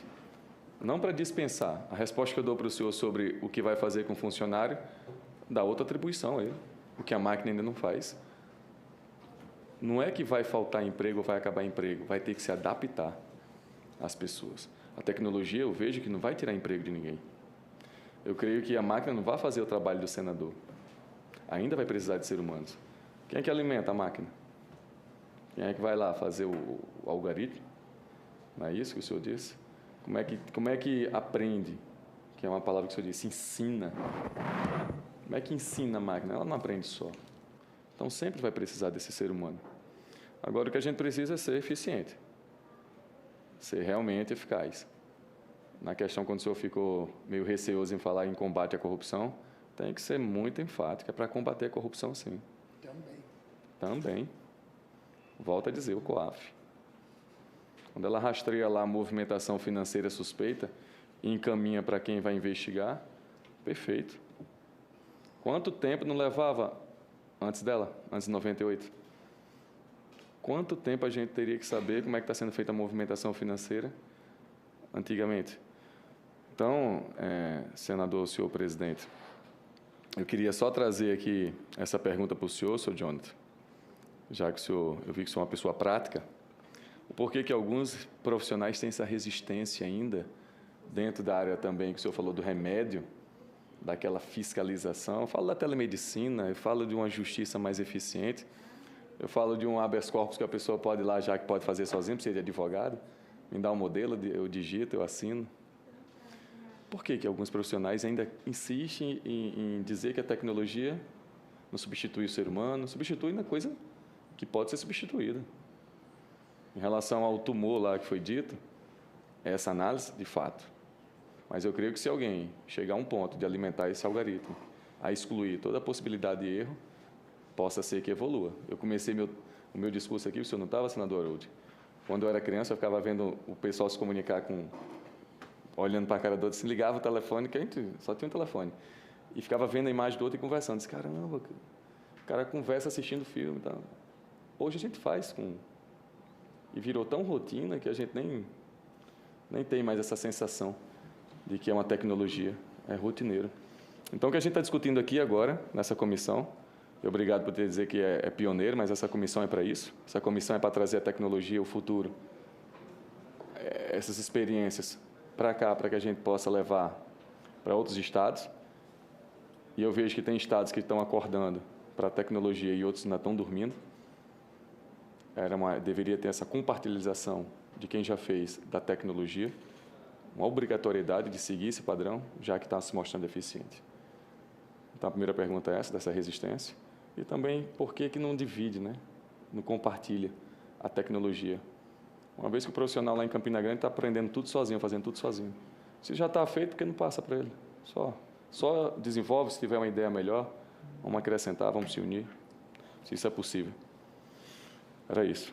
E deixar o restante, que deve ter muitas perguntas aí, né? Que é um tema interessante. Então, muito obrigado, senador Stevenson, que é autor do requerimento dessa audiência pública. E eu passo a palavra ao nosso senador do Rio de Janeiro, Harold de Oliveira. Presidente, senador Zequinha, eu agradeço. Eu queria iniciar cumprimentando o senador Stevenson pela feliz ideia de requerer esta audiência pública para tratar de um assunto de tanta importância nesse nosso tempo. Hoje pela manhã, só para dar um briefing, eu participei de uma reunião de um assunto que eu não entendo, não sei o que é arbitragem extrajudicial. Eu sou engenheiro, eu sou economista, sempre fui cartesiano, não tenho nada com isso, mas eu fui participar dessa reunião pelo meu entendimento de que o impacto da convergência tecnológica em todas as áreas, transversalmente em todas as áreas, vai afetar de uma forma absurda a demanda por arbitragem extrajudicial, para desafogar o judiciário. Falei isso para dizer que a tecnologia, por ser transversal, ela sempre opera, primeiro, para reduzir as margens de erro, né? É claro, eu falo tecnologia, mas por trás tem a inteligência artificial, evidentemente, com a inteligência, para reduzir as margens de erro. Ao reduzir as margens de erro, você aumenta incrivelmente a produtividade quando usa em toda a cadeia a informação. É claro que isso são etapas, né? Eu vivi, por acaso, sou mais velho aqui, me disseram, eu me sinto mais jovem, mas eu sou mais velho. E eu vivi todas essas etapas na área de tecnologia, desde os meus bancos de universidade. Então, a gente pode sentir que sempre tem as novidades e sempre tem as mudanças. Mas eu queria dizer para vocês que, nesse tempo, que nós estamos vivendo não é uma era de mudança. Nós estamos vivendo uma verdadeira ruptura, é uma mudança de época nessa área. E é bom ver a juventude de vocês, a expertise de vocês nessas áreas, porque nós temos que usar em todas as frentes a tecnologia.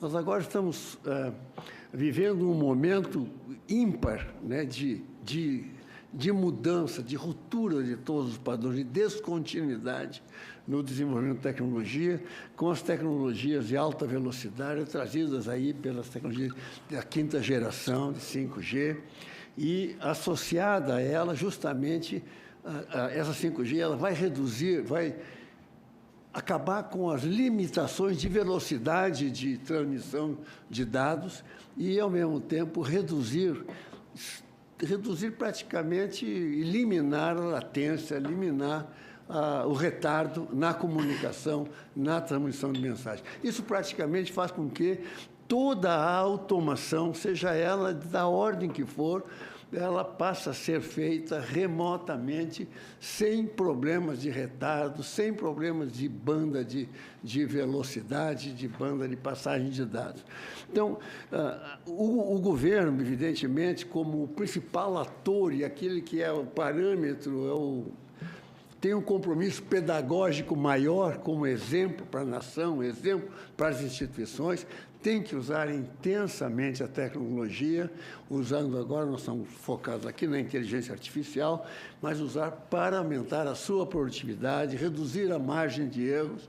E à medida que isso acontece em toda a cadeia, evidentemente, é claro que o desvio de conduta do ser humano começa a ser reduzido também, é natural. O primeiro tema que eu, quando estive aqui, eu lamento, eu perdi as palestras, estava em outras reuniões, mas a questão do cadastro, da execução orçamentária na ponta, dos projetos na ponta, tem que ter um mecanismo de que toda a informatização ocorra desde a colocação da despesa no computador, para vir para cá, para depois ser analisado, conforme o Tiago falou, que vai sempre ficando atrasado.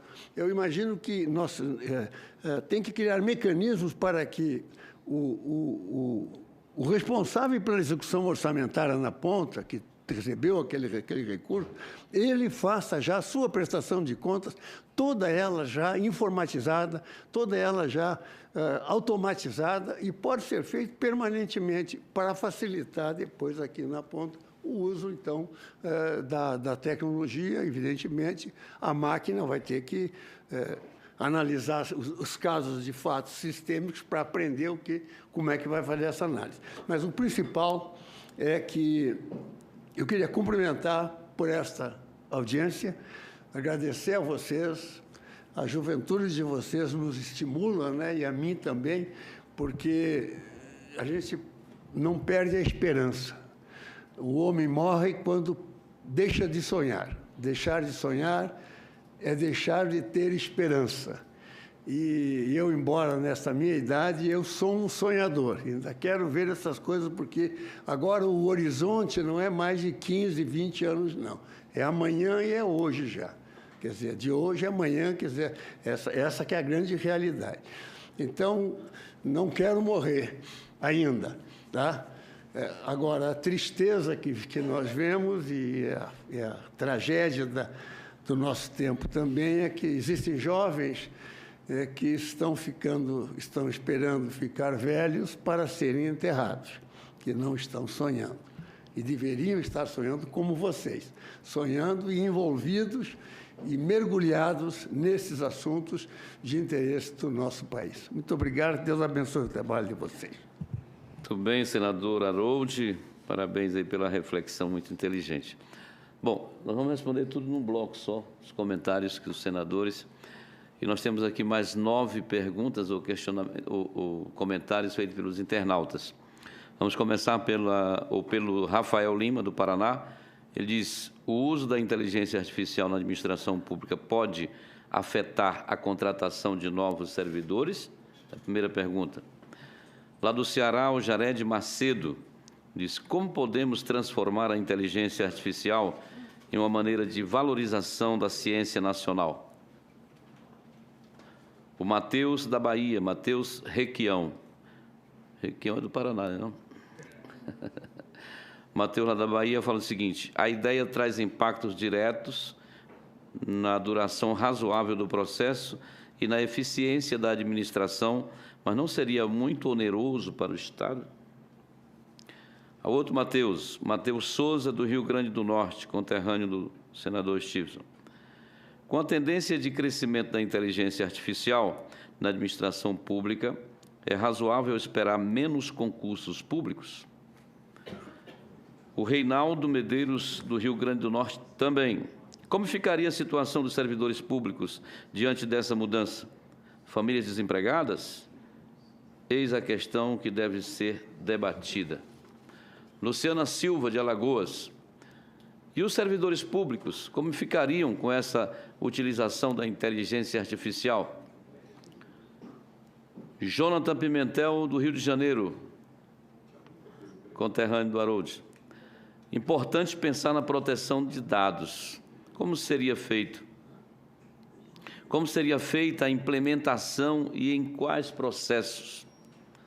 Rodrigo Leite, de Sergipe, diz o seguinte: gostaria de saber os principais pontos positivos e negativos que a inteligência artificial traria à administração pública. E, por último, Luciano Henrique, de São Paulo.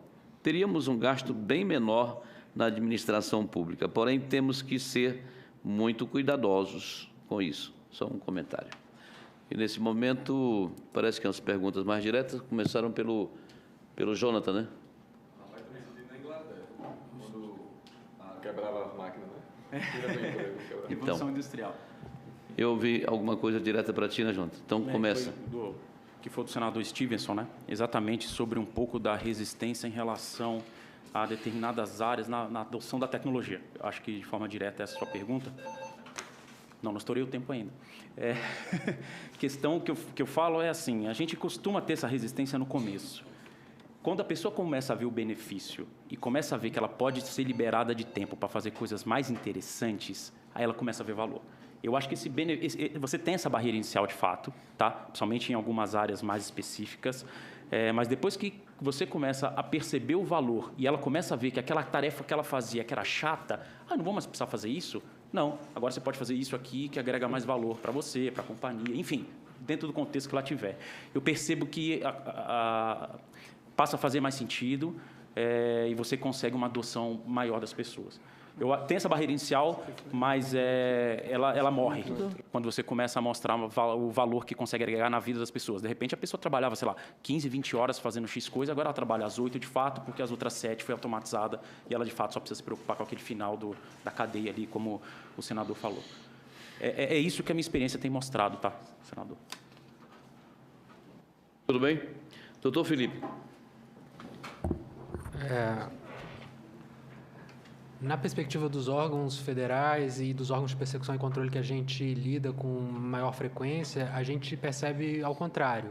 É um interesse disseminado por desenvolver esse tipo de técnica. Não há resistências internas. Eles percebem que esse tipo de metodologia pode ser extremamente valorosa para o trabalho realizado pelos órgãos de persecução e controle. O que eles enfrentam, na verdade, na maioria das vezes, carência de perfis adequados para desenvolver esse tipo de técnica. Não é todo lugar que existe um Tiago, que tem um perfil super atípico na administração pública. Há também, em alguns estados, dificuldade de ter acesso às bases de dados, de compras públicas, principalmente, e algumas outras bases que são necessárias para desenvolver esse tipo de técnica. E da mesma forma, eu percebo de maneira disseminada também a vontade de compartilhar. São várias iniciativas em diversas localidades, algumas mais embrionárias do que outras, mas, de toda sorte, em todos os órgãos a gente percebe essa vontade de compartilhar. Todos sabem que é praticamente inviável, impossível, um órgão isoladamente desenvolver todos os tipos de técnicas de inteligência artificial para solucionar os problemas de forma individualizada. Então, tanto o CAD, a CGU, o próprio TCU aqui em Brasília, tem iniciativas de compartilhamento desse tipo de iniciativa que são bastante exitosas. Tudo bem, Felipe? Vamos ouvir o Ricardo agora para suas considerações. Obrigado. Então, eu anotei alguns pontos aqui. Primeiro, sobre servidores, concursos, foi o principal ponto, né? Os colegas vão perder o emprego, e aí, por fim, eu respondo ao senador, a questão do senador de como ajudar e etc. Mas, servidor público, eu concordo plenamente com o senador Stevenson sobre a alocação desses servidores para um trabalho mais complexo, mais difícil, etc. Não tem perda de empregos, não tem... Existe uma demanda por serviços públicos no país muito grande. Isso não acaba, esse emprego, essa necessidade por pessoas, para atendimento de pessoas é permanente, isso não diminui ou afeta, mas melhora a prestação do serviço público. Isso acho que está muito claro, que se você tem auxílio da máquina para fazer algumas tarefas, você consegue, como a gente já faz, né? Quando a gente tem um modelo de certidão, quando a gente tem um modelo de julgamento, quando tem um modelo de auditoria, tudo isso já é utilizado. Então, eu acho que isso não afeta. Então, a pergunta do Rafael e de demais pessoas do país que mandaram, sobre como incentivar a ciência. Eu acho que faz muito sentido o Senado Federal ou a Câmara dos Deputados encampar uma legislação, algo no sentido da Estratégia Nacional de Inteligência Artificial. Eu citei ali 20 países, a última pesquisa, isso aí foi citado pelo Dr. Rodrigo Felisdório, que foi citado num livro que a gente coordenou, que é do TCU, sobre aquela estratégia nacional, qual a necessidade da estratégia nacional de inteligência artificial, etc. À época eram 20 países, hoje deve estar em 27 países. A gente está trabalhando com isso há um tempo, né, na iniciativa privada, e a gente viu a gente perdeu hoje 2 engenheiros, então, vou terminar, 2 engenheiros de inteligência artificial, um foi para Toronto e o outro foi para a Audi da Alemanha. Tem umas 20 pessoas que trabalham com inteligência artificial no nosso grupo. Como é que a gente faz para treinar essas pessoas para a gente ter mais abundância, né? Então, a contribuição para a ciência, eu acho que estaria nesse sentido. Talvez passe ali por uma verificação de como a administração pública pode contratar esse tipo de tecnologia, como é possível favorecer empresas nacionais, é possível favorecer relações com as universidades, etc. Eu acho que passa por ali. Se é mais oneroso ou não, como eu tenho ainda 23 segundos, o retorno do investimento, o ROI, Return of Investment, de qualquer dinheiro que você coloca em inteligência artificial, é de pelo menos 4 vezes o valor investido. Então, muito tranquilo em termos de custo-benefício. Obrigado. Muito obrigado. Vamos agora para um comentário geral, principalmente sobre os internautas, perguntas e comentários feitos por ele, com o doutor Tiago Veiga. Por favor, Tiago. Obrigado, senador. Deixa eu só começar um pouquinho respondendo à segunda pergunta do senador Stevenson, que eu acho que é muito relevante, que é sobre a falta de compartilhamento desses trabalhos. E, de fato, muitas vezes a gente descobre que tem um projeto em andamento, a gente está trabalhando naquilo já tem alguns meses, e, do nada, a gente descobre que o outro órgão está trabalhando em exatamente a mesma coisa. Então, tem uma quantidade de retrabalho muito grande nisso. O que a gente está tentando fazer a respeito? A CGU e o TCU, e agora a ENAP também, já tem alguns anos que estão organizando um seminário anual sobre análise de dados na administração pública. Então, a ideia é trazer todo mundo que está no governo fazendo esse tipo de coisa, esse tipo de trabalho, para que eles mostrem uns para os outros quais são os projetos em andamento, o que existe, quais são as dificuldades, e para que você tenha menos retrabalho e para que você tenha mais colaboração. E eu queria fazer um convite aqui aos senadores e a todo o público que está presente, para que vocês participem da próxima edição desse seminário. Vai acontecer agora em setembro. A chamada de trabalho já foi encerrada, então não dá mais para submeter trabalho, mas ainda dá para vocês se inscreverem para assistir. Vai ser do dia 16 ao dia 18. Só jogar no Google Seminário sobre Análise de Dados da Administração Pública. E para quem está curioso para saber mais quais outros projetos que existem no governo, com aprendizagem de máquina, com automação. Eu acho que lá é o melhor fórum possível para você descobrir esse tipo de coisa. Com relação às perguntas dos internautas, por exemplo, a do Rafael Lima e a do Matheus Souza e de vários outros, tem um tema recorrente que é o do serviço público. Vão mandar funcionário público embora? Vão parar os concursos? Eu acho pouco provável. O que a gente tem visto acontecer é que, como já foi comentado aqui, é uma realocação do trabalho. Então, o auditor, na CGU, por exemplo, ele vai passar menos tempo olhando problemas irrelevantes e, idealmente, mais tempo olhando problemas que de fato merecem a atenção dele, justificam aqueles salários hora ali. Eu acho difícil você imaginar o servidor público sendo mandado embora por conta disso. Enfim, essa é a minha impressão. Obrigado, Fernando. Muito bem. Nós temos uma pergunta da Isabeth Farias. Ela é analista em Ciência e Tecnologia do CNPq. Ela diz o seguinte: os senhores têm conhecimento sobre o projeto Eu Sou a Glória? Glória é uma robô com algoritmos de inteligência artificial que interage com mulheres e meninas em situação de violência ou vulneráveis. Armazena dados qualitativos e quantitativos sobre contextos de violência e aprende com cada mulher com quem interage. Quem quer comentar sobre o comentário da Isabeth?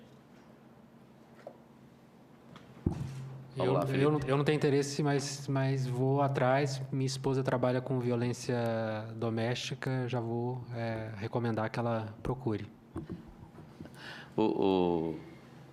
Jonathan, quer fazer um comentário? É interessante, segundo a questão de segurança que estava na tua exposição. Da questão da segurança pública, é interessante o projeto, eu não conhecia. Agradeço a internauta aí por compartilhar com a gente. Mas eu volto a esse ponto, que assim, são iniciativas como essa que geram bastante impacto no dia a dia da população, das pessoas que, de alguma forma, elegeram aqui a casa e que traz muito... traz diferença na vida das pessoas do dia a dia, sabe? Esse tipo de iniciativa, como aquelas outras que a gente citou na questão da saúde. Eu não conheci o projeto, tá? Como Ábria, me coloco super à disposição. Se a gente puder ajudar de alguma forma com tecnologia ou com qualquer coisa. Tá. Só um minutinho no teu comentário. Fica em pé, Isabeth. É aquela moça ali. Pronto. Tá certo? Isabeth Farias, ela é analista de sistema de Ciência e Tecnologia do CNPq.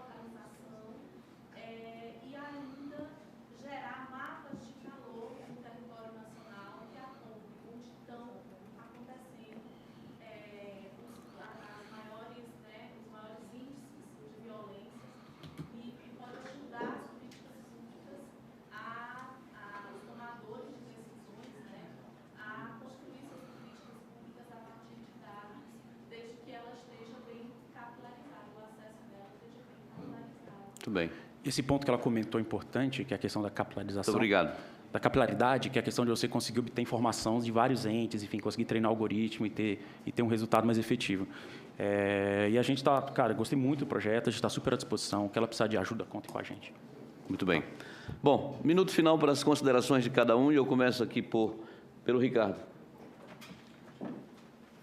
Primeiro, assim, eu fiquei muito feliz de ver o Senado Federal debatendo esse tema. Parabéns a quem escolheu os palestrantes, foi bastante rico. Eu gostei de conhecer o trabalho dos colegas que eu não conhecia. Parabéns ao senador Zequinha, ao senador Stephenson e aos demais presentes. e à Casa do Senado Federal por estar discutindo o futuro hoje. Parabéns. Felipe. Bem, faço minhas as palavras do Ricardo. Parabéns pela iniciativa, senador Stevenson, pela condução do senador Zequinha. O CAD, em que pese a gente ser um órgão bem pequeno, sediado em Brasília, a gente tem interesse em compartilhar tudo que a gente desenvolve na área de uso de dados. O meu contato está aqui, fiquem à vontade para entrar em contato. Parabéns e sucesso na iniciativa. Por favor. Senador Stevenson e senador Zequinha, termino falando como eu comecei, que, na verdade, parabéns pelo pioneirismo. Foi a primeira vez que a gente foi chamado para de fato, debater com o governo, com essa casa, e falar de que, de fato, a gente está fazendo e como a gente pode ajudar. E essa questão que o Ricardo levantou lá, que eu volto à bandeira, que eu acho que a gente precisa de uma política nacional, de fato, se posicionar em relação aos outros países que já têm isso claro, eu acho que a gente não tem, e quanto mais a gente demorar, pior fica. Tá? Obrigado novamente pelo convite, a gente se coloca à disposição. Muito obrigado, doutor Tiago. Agradeço a comissão pelo convite. Fiquei muito feliz de ver o Senado mostrando interesse no tema. Acho que é uma sinalização muito boa. A CGU está à disposição dos senhores aqui, então, quando vocês quiserem debater mais a respeito, é só enviar o convite e a gente vem. É isso. Obrigado. Quero agradecer nossos senadores, agradecer a todos os expositores da mesa e os senhores em geral. Declaro assim encerrada a presente reunião. Muito obrigado.